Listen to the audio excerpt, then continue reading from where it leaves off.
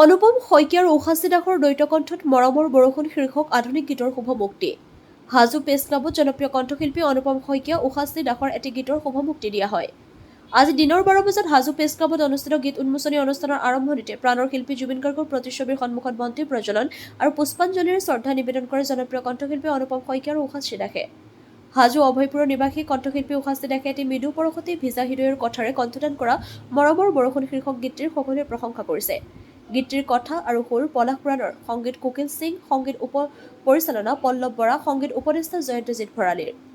Hajo press ক্লাবৰ সম্পাদক দীপাংকৰ মজুমদাৰে আধৰা গীতটিৰ শুভমুক্তি অনুষ্ঠানত জনপ্ৰিয় কণ্ঠশিল্পী অনুপম শইকীয়াই তেখেতৰ এটি জনপ্ৰিয় গীতেৰে উপস্থিত সকলোকে আপ্লুত কৰে। অনুষ্ঠানত কণ্ঠশিল্পী জ্যোতি পল, পলাশ পুৰাণ বৰা, উৎপল শইকীয়া, পৰাণ কমল, পল্লৱ বৰা, মুকুট জান, গিৰীন্দ্ৰ কলিতা, ফুকন দাস, হাজো প্ৰেছ ক্লাবৰ সাংবাদিকসকলৰ উপৰিও অৰ্ধ শতাধিক লোক উপস্থিত থাকে। হাজোৰ পৰা কমলাকান্ত দাসৰ ৰিপৰ্ট, AIN লাইভ। নমস্কাৰ, মই অনুপম শইকীয়া। আচলতে মই খুব সুখী যে প্ৰথমবাৰৰ কাৰণে হাজো প্ৰেছ ক্লাবত আজি এটা সুন্দৰ গীতে শুভমুক্তি লাভ কৰিছে। গীতটি হৈছে মৰমৰ বৰষুণ। আমাৰ নৱাগতা উষাশ্ৰী দাস তেখেতে গীতটি কণ্ঠদান কৰাৰ লগতে তাত মোকো সন্নিৱিষ্ট কৰিছে কণ্ঠশিল্পী হিচাপে, আৰু গীতটি খুব সুন্দৰভাৱে লিখিছে পলাশ পুৰাণে আৰু গীতটি সংগীত কৰিছে কুকিল সিংহই। গতিকে মোৰ অফুৰন্ত শুভেচ্ছা জ্ঞাপন কৰিছোঁ। আৰু সংগীত পৰিচালক হিচাপে পল্লৱ বৰাই কাম কৰিছে আৰু গীতটিত সংগীত উপদেষ্টা হিচাপে কাম কৰিছে জয়ন্তজিৎ ভৰালীয়ে। গতিকে মোৰ অফুৰন্ত শুভেচ্ছা জ্ঞাপন কৰিছোঁ মৰমৰ বৰষুণ এই গীতটিলৈ। এটা আচলতে ৰোমান্টিক খুব মিঠা গীত। গতিকে উষাৰাণীৰ কণ্ঠত আপোনালোকে শুনাৰ লগতে শেষৰ ফালে মোৰ কণ্ঠ আপোনালোকে শুনা পাব গীতটিত। গতিকে শুনিবলৈ পাব। আৰু গতিকে এটা সুন্দৰ গীতৰ সমাহাৰ আচলতে অসমৰ সাংস্কৃতিক ক্ষেত্ৰখনত আকৌ এটি নতুন গীতৰ সন্নিৱিষ্ট। গতিকে এই শুভ মুহূৰ্তত মই উপস্থিত থাকি সঁচাকৈয়ে সুখী অনুভৱ কৰিছোঁ। গীতটি অনুপম শইকীয়া অফিচিয়েল ইউটিউব চেনেলত উপলব্ধ হ'ব। গতিকে সকলোৱে আঁকোৱালি ল'ব বুলি মই কামনা কৰিছোঁ। ধন্যবাদ। জুবিন গাৰ্গৰ ন্যায় যদি নহয় তেতিয়াহ'লে বাকী সাধাৰণ মানুহৰ ন্যায় কেনেকৈ হ'ব?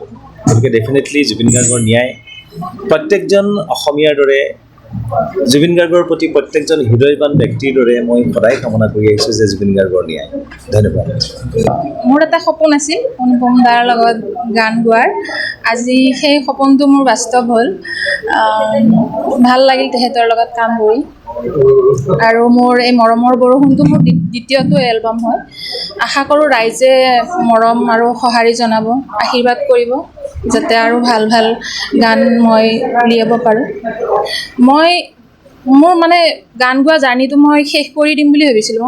মই আৰু মানে মোৰ মন নাছিলে, ভৱিষ্যতে গান গোৱাৰ মোৰ মন নাছিলে। মই মানে কি হ'ল, সেইদিনা যেতিয়া জুবিন দা ঢুকালে তাৰপিছত জুবিন ক্ষেত্ৰত গ'লোঁ। তেতিয়া মানে কি জুবিন ক্ষেত্ৰত গৈ মানে মই কিছুমান মোৰ দুটা ইনচিডেণ্টো হৈছিল মোৰ লগত। সেইটো ইনচিডেণ্ট কিয় হৈছে মই আপোনালোকক ক'ব নোৱাৰিম।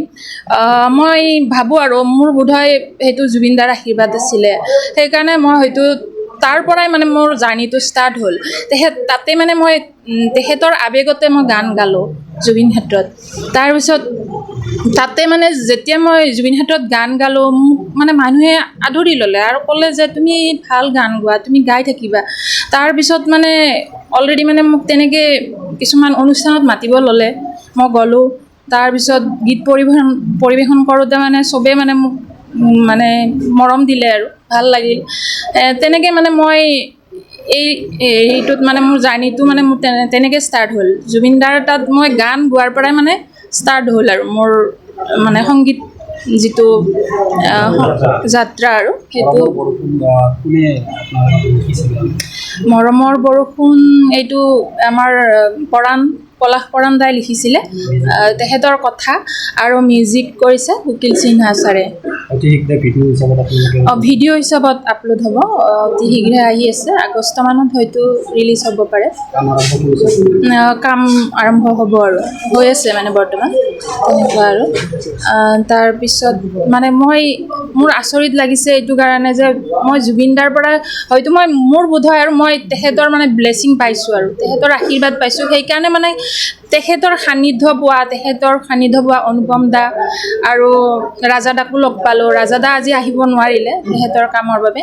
তেখেতে বাইট দিছে ভাল লাগিছে মানে কি জুবিন দাৰ সান্নিধ্য পোৱা ব্যক্তি কিছুমানক লগ পাইছোঁ আৰু মানে তাতোকৈ মানে আনন্দিত এইকাৰণে যে মই মানে এখন মানে বোলছবিত মানে এইটো গান গোৱাৰ সুযোগ পাইছোঁ সেইটো কাৰণে ভাল লাগিছে আৰু মাধ্যমেৰে মই বোলছবি জগততো মানে এটা সুযোগ এটা পাইছোঁ আৰু তাৰ কাৰণে মোৰ বহুত ভাল লাগিছে হয় মোৰ যিহেতু নিজৰে গাঁও হয় হাজো অঞ্চলটো মোৰ নিজৰে মই জন্মভূমি হয় গতিকে মই বিচাৰোঁ যে মোৰ অঞ্চলৰ মানুহখিনিয়ে মোক মৰম দিয়ক আগতে বহুত ভাল লাগিছে আৰু দীপংকৰ দাই ইমান সহযোগ কৰিছে মোক মানে মই কোৱাৰ লগে লগে দাদাই মানে চবখিনি এৰেঞ্জমেণ্ট কৰি দিছে মোৰ বহুত মানে ভাল লাগিছে আৰু সেইকাৰণে হাজো প্ৰেছ ক্লাবত আজি এটি গীত মৰমৰ বৰষুণ আজি এটি উন্মোচন কৰা হয় আমাৰ স্থানীয়